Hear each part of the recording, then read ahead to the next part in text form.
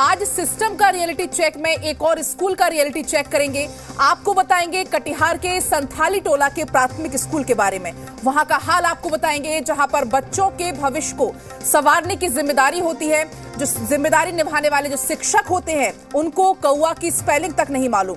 कौआ तो आप छोड़िए, देश के प्रधानमंत्री का नाम नहीं मालूम। प्रधानमंत्री को भी आप छोड़िए, बिहार के मुख्यमंत्री का नाम तक या शिक्षकों को नहीं मालूम। इस स्कूल में शिक्षा के नाम पर घना अंधेरा है और प्रिंसिपल साहब जो है वो बेफिक्र नजर आ रहे हैं। जब उनसे स्कूल की बदहाली को लेकर सवाल किया गया, स्कूल की बदहाल सूरत को लेकर सवाल किया गया, तो प्रिंसिपल साहब सवालों से यहां पर बचते हुए नजर आए। आपको बता दें, कटिहार के संथाली टोला प्राथमिक विद्यालय दरअसल शिक्षकों के ज्ञान का रियलिटी चेक है यहां पर, और इसको आपको इसलिए देखना चाहिए क्योंकि आपके यहां पर मासूम बच्चे स्कूल में पढ़ने के लिए आखिर क्या जाते हैं। ये जूस और आइसक्रीम शॉप चलाते हैं और हर महीने 3 लाख तक कमाते हैं। आपको शुरू करना है, इनसे सीखना है तो फ्रीडम ऐप को अभी डाउनलोड कीजिए।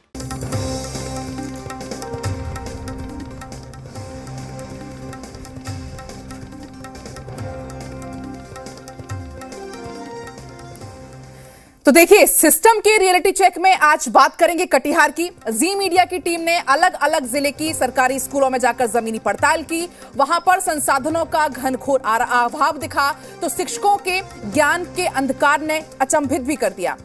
आप इनके यदि ज्ञान को परखेंगे तो आपका दिमाग एकदम चकरा जाएगा। आपको बता दें कि स्कूल की एक शिक्षिका क्लास में खर्राटे लेती नजर आई। आवाज लगाने पर भी उनकी नींद वहां पर नहीं टूटी। और आप इसमें ये रिपोर्ट में देखिए।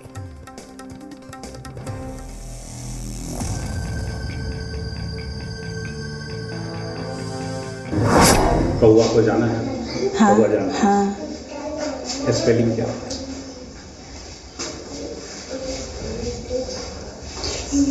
PARROT। कौआ का मैंने पूछा। कौआ। CROO।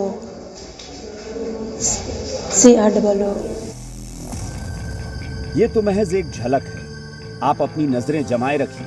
आज हम आपको बिहार के स्कूली शिक्षा की वो तस्वीर दिखाने जा रहे हैं जो आपके लिए देखना और सुनना बेहद जरूरी है।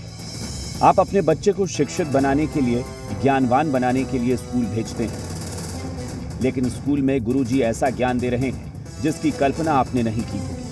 तस्वीरें कटिहार की हैं। जी मीडिया की टीम सरकारी स्कूलों का रियलिटी चेक करने निकली। प्राथमिक विद्यालय संथाली टोला में शिक्षिका अनुपमा कुमारी हमें क्लास लेती नजर आई।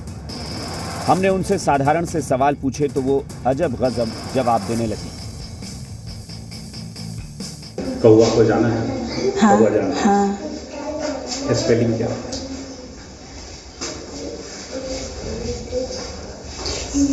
PARROT। कौआ का मैंने पूछा। कौआ।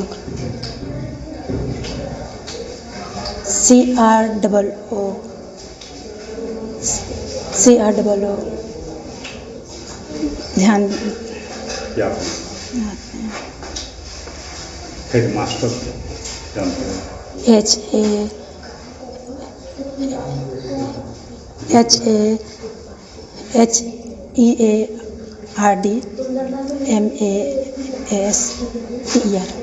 हेडमास्टर। शिक्षिका ममता कुमारी से भी हमने कुछ सवाल पूछे। उनका क्या जवाब था वो भी सुन लीजिए। प्रधानमंत्री का नाम जानती हैं? उप मुख्यमंत्री का क्या नाम है सर? कौन उप मुख्यमंत्री?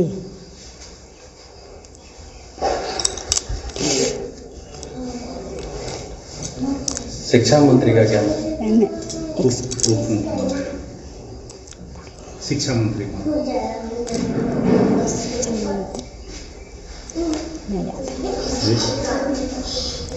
शिक्षा मंत्री का नाम याद नहीं है। नया बने हैं, याद नहीं आ रहा है। कॉकरोच का मतलब क्या है? जी? कॉकरोच का मतलब? कॉकरोच तिलचट्टा। स्पेलिंग क्या है? कॉकरोच का स्पेलिंग भूल गए, नहीं बता पाएंगे। शिक्षिका दीपाली क्लास में ही खर्राटे लेती हुई दिखी। मैडम मैडम की आवाज भी उनकी नींद तोड़ने में नाकाम होती नजर आई। जब वो नींद से जागी तो सिर दर्द बताने लगी।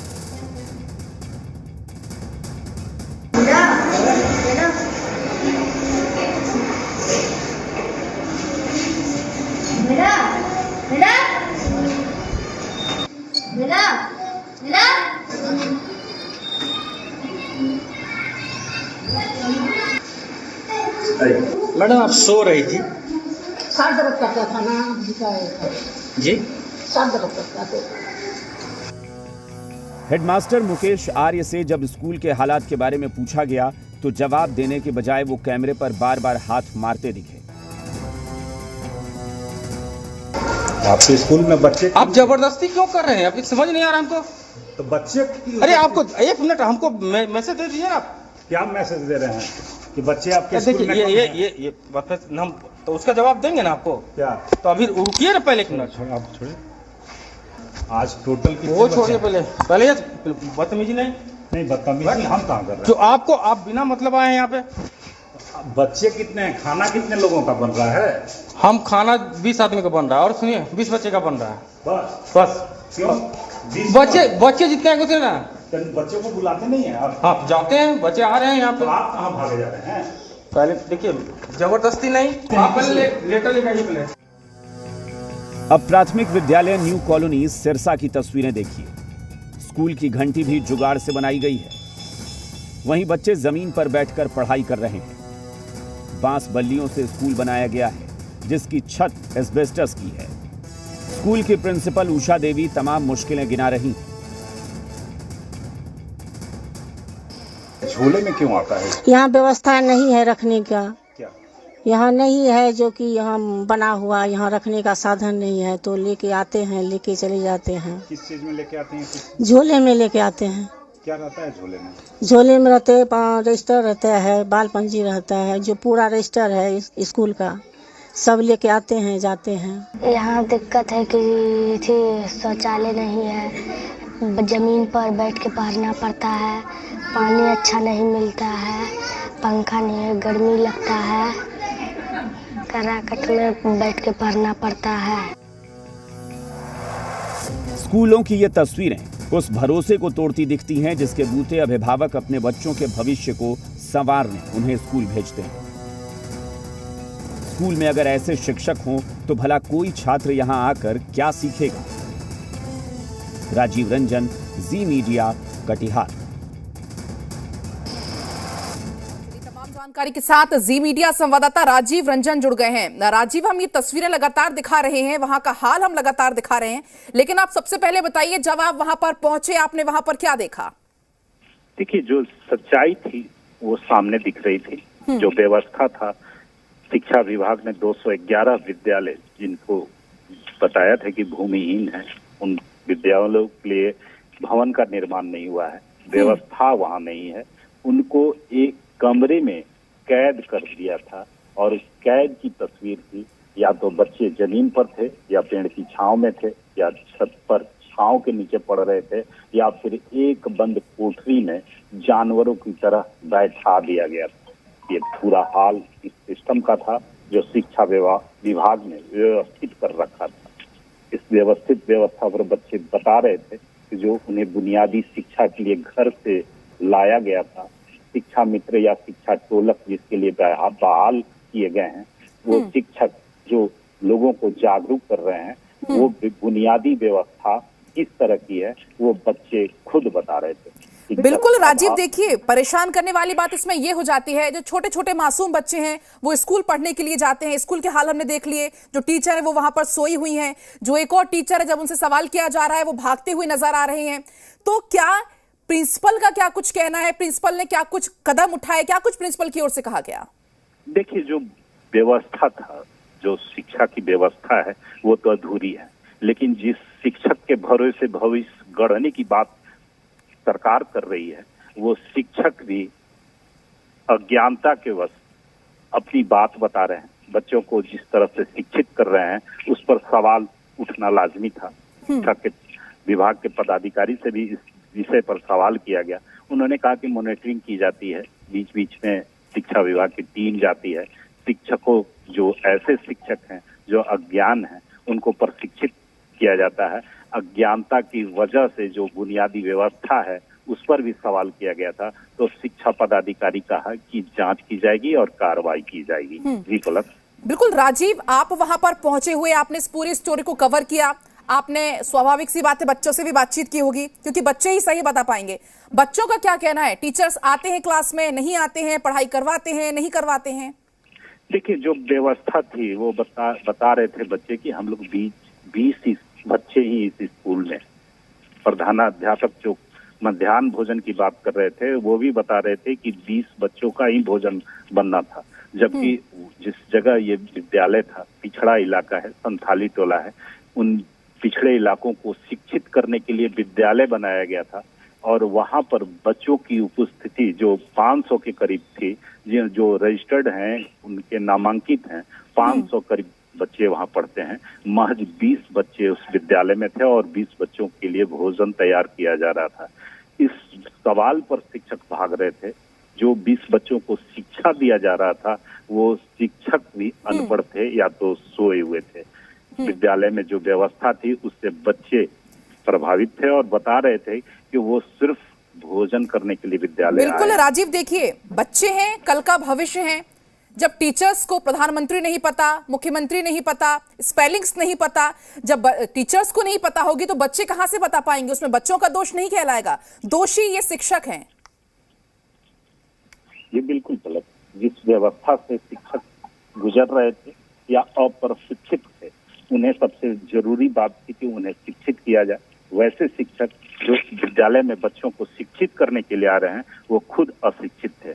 इस बात पर जब सवाल किया तो हेडमास्टर भी भागते नजर आए स्कूल से। वो स्कूल में कवरेज करने से मना कर रहे थे कि आप इस तरह की व्यवस्था को कवरेज नहीं कर सकते हैं, इसके लिए आपको शिक्षा विभाग से एक लेटर इशू कराना पड़ेगा, तब आकर इस व्यवस्था को आप प्रकाशित कर सकते हैं।